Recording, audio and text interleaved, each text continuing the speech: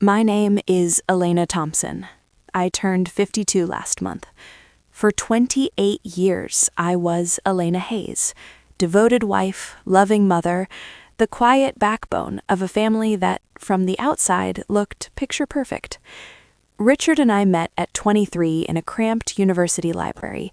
He was studying business, full of big dreams and bigger talk.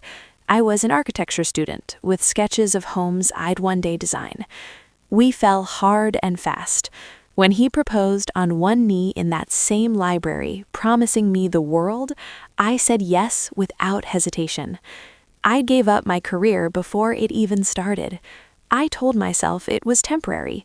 I'd support him while he climbed the corporate ladder, build our home, raise our children. Our son Michael came first.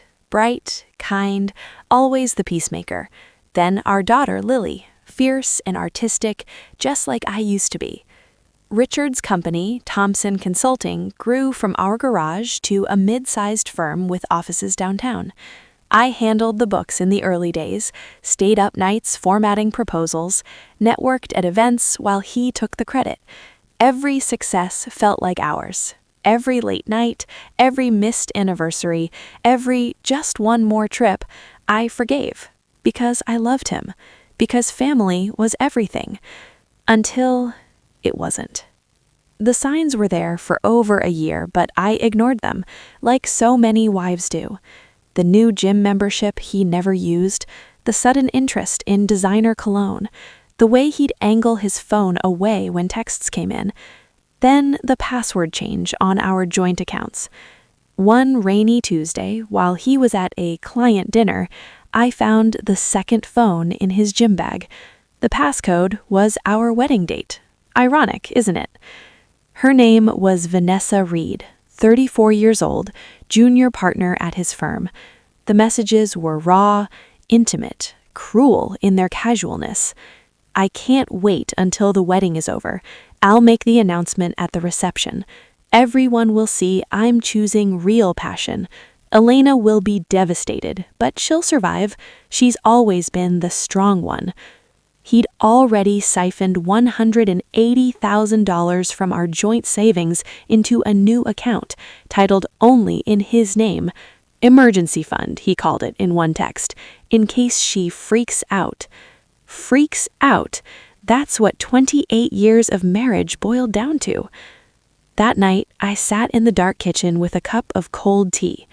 Tears came, hot and silent, but beneath them was something sharper. Clarity. Rage isn't loud explosions, it's cold calculation. I wasn't going to scream in public. I wasn't going to beg. I was going to dismantle his life the way he'd dismantled mine, piece by quiet piece.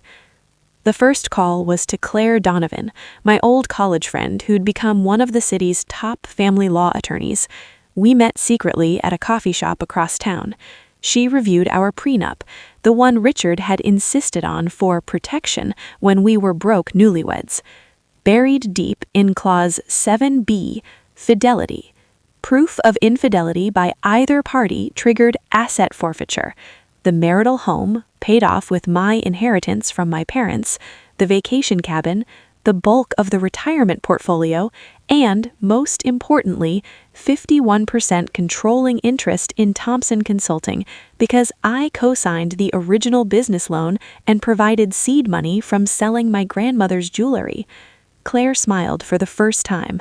She handed you the nuclear option on a silver platter. Over the next 4 months, I became a ghost in my own life. I installed a legal one-party consent recorder in his car. I photographed receipts, hotel bookings, bank statements. I hired a discreet private investigator who captured photos, him and Vanessa at restaurants, weekends away disguised as business retreats. I didn't tell Michael or Lily. They adored their father. I wouldn't let his betrayal poison their memories until it had to. Instead, I planned the wedding of Lily's dreams. White roses, string quartet, fairy lights over the Grand Harbor Resort Ballroom. The same place Richard proposed. Poetic justice. Music swells, dramatic, heartbeat like drums. The wedding day was magical. Lily, in her gown, looked like an angel. Michael walked her down the aisle, tears in his eyes. Richard stood beside me, tuxedo sharp, smiling for the photos like the proud father of the bride. The reception started perfectly. Toasts, dancing, laughter. Then Richard asked for the microphone during dessert. The band quieted. Guests turned. He cleared his throat, voice steady but theatrical.